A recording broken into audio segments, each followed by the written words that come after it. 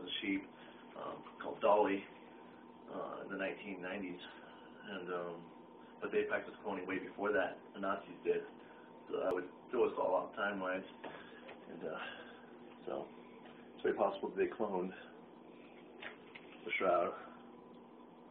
That sounds crazy, but if you were a criminal mastermind and you were Satan, you know, you wouldn't respect Christ or anything.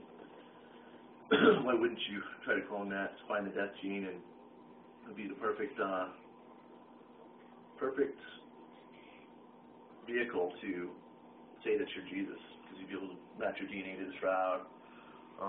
Start thinking more about how the story of Matthew, where Jesus drives out the money changers in the temple, and the Pharisees came up to him and said, "By what authority do you have to do these things?"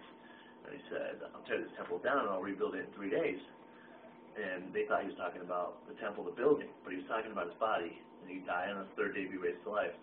And so when you read in 2 Thessalonians chapter 2, it says that when you see the lawless one sitting in the temple proclaiming himself that he is God, you know, it talks about the Antichrist sitting himself up in the temple.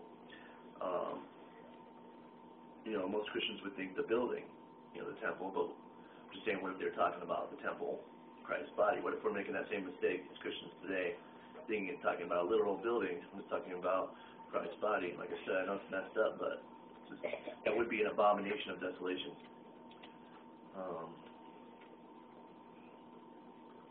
So Prince Williams would be that charismatic leader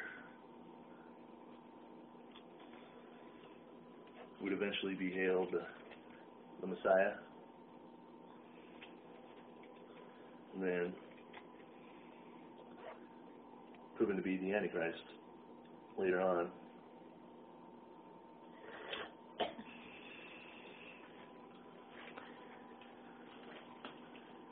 And there's a lot more to that, but I'll get into the alien agenda on the next video.